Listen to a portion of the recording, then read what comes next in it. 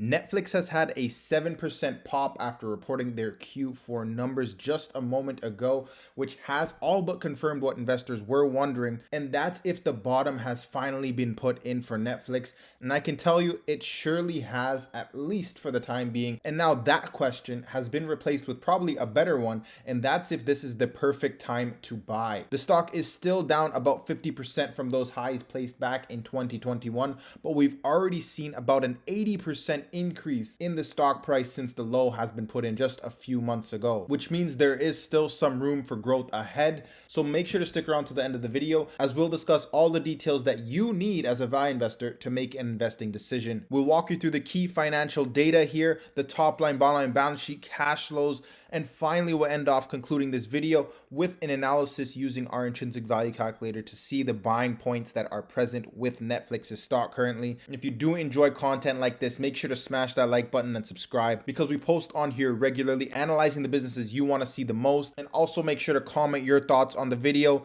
and the stocks that you want to see analyzed next. All right, so let's just jump right into Netflix's Q4 earnings results. Well, what happened here? Why are they up 7% after hours? Well, they mentioned they had year-over-year revenue growth of just 2%, but when you actually look at this from a constant currency perspective and we deduct those Forex impacts there, they actually had double-digit growth of 10% in a year-over-year basis, driven from an increase in average paid memberships, all the while reporting a 2% decline in their average revenue per member, although that actually grew about 5% if we look at this from a constant currency perspective on this front as well. So we're gonna notice there are a lot of Forex impacts for this business. And so once we adjust for those Forex impacts, we've actually seen a decently strong quarter here from Netflix. We'll talk about that more in detail in just a moment. First, let's talk about their net adds. Another 7.7 million users came in, which was higher than their 4.5 million forecast earlier in the year. They said this was a result of their success in their Q4 content slate. Of course, this is Netflix we're talking about here. Content is king. And so if you can entice viewers with good content and good upcoming content, of course, you're going to be able to retain those memberships.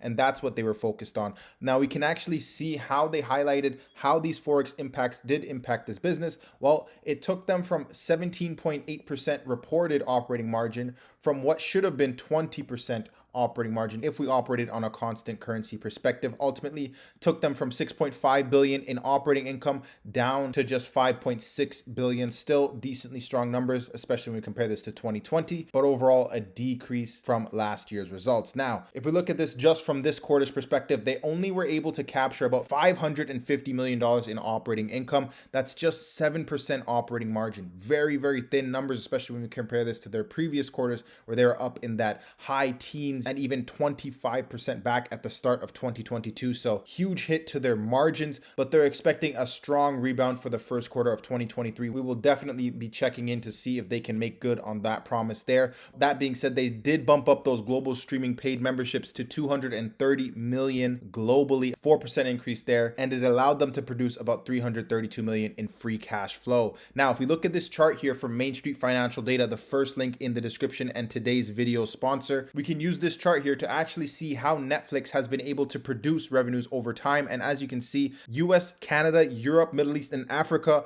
make up a bulk of the revenues there, about 6 billion coming just from those countries alone. Then we have Latin America and Asia Pacific, which have seen a decent level of growth over the past few quarters, which has bumped them up to almost $8 billion in revenues. We have seen a very, very slight decline over the past few quarters, but Netflix is definitely expecting further growth in the future. And that can be further illustrated from this chart here. And as you can see, at least in the US, if we assume that streaming content makes up about 40% of the market here, Netflix is responsible for 8% of that 40% streaming market share, which means they do have a strong grasp on that market despite having a ton of competition in the space. Same thing goes for the UK, with Brazil, a huge market share there, considering they only have, let's just call it about 10% of the market share being held by other streamers. And if we expect that in the future, we'll see further streaming growth in terms of market share, you can definitely anticipate that Netflix will grow from that wide adoption of streaming as they have in the past. The one thing they will have to keep an eye on though is their expenses. As you can see, their expenses have been growing at a decently high rate year over year over year. Of course, they have a lot of competition to deal with, so they do need to spend more on on that marketing,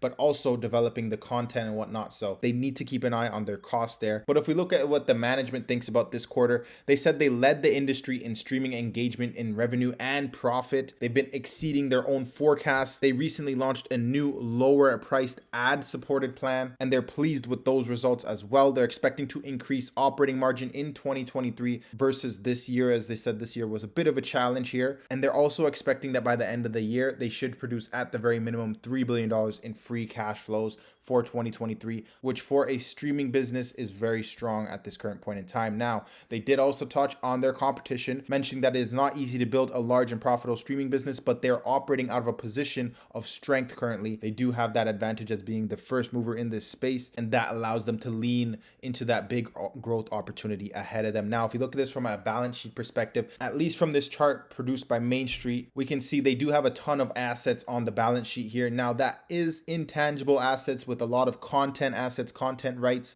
not a lot of cash. Actually, I think it was only about $5 or $7 billion worth of cash on the balance sheet with, about $14 billion in debt. So not too bad there on a debt to cash ratio, but something to keep in mind when we look at this from a full year free cash flow perspective. At least from this year, they're able to produce about $1.6 billion in free cash flows. That is off the backs of less capital expenditures year over year. So they did mention in previous reports that they were planning on reducing their capital expenditures so that they can actually profit more on the back end. So we've seen so far evidence of that, even despite this challenging 2022 year. What exactly did they do with those free cash flows though? Well, as you can see here, they just paid down a little bit of debt, and they also did dilute shareholders just slightly here, not a crazy amount. And it's actually much reduced from what they were doing last year. So if they can continue to reduce the amount of shareholder dilution, investors are going to be happy about that. That being said, their long-term financial objective is still the same despite changing their CEO, as it's no longer Reed Hastings.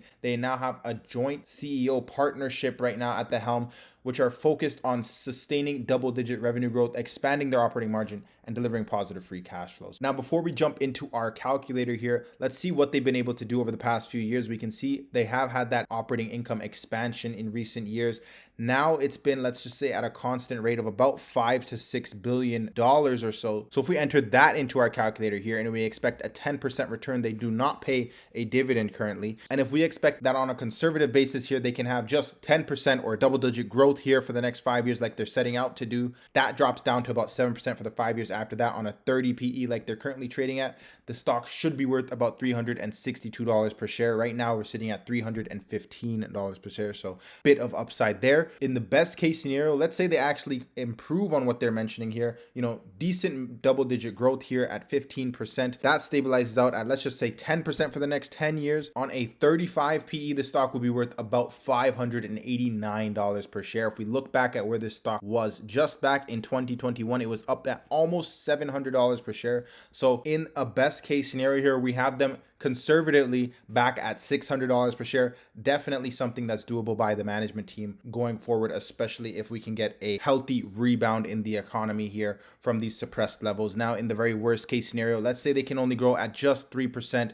for the next 5 years. Very unrealistic. Let's just say for the next 10 years, they can only grow at 3% on a 25 PE. The stock would actually severely decline though, back down to $186 per share. The main reason for that significant decline is because of our cardinal sin of all growth stocks, is that once the growth does stop, if something went from a double-digit growth expected to just 3% or even 0%, you're going to see a massive blow to the stock price as investors run to move to other growth stocks here. But for the time being, at least, we've seen an 80% increase in this stock price from those lows. And we're seeing a bit of optimism, at least from the fundamental perspective here for Netflix. I do not anticipate that this growth will continue at this level here, all the way back up into that $600 price range like we're expecting here. But if the business does continue performing on a fundamental basis, they are, in my opinion, the best performing streaming business at this current point in time with a massive market share like we were looking at least globally. So definitely something to think about here. But that's the analysis for today's video. Let me know what your thoughts are in the comment section below. Would you buy this business? Will you add this as a speculative play to your portfolio, or are you staying far away? Also, let us know the stocks you want to see next. And if you made it this far in the video, also make sure to like the video, subscribe, and with all that, I'll catch you on the next one.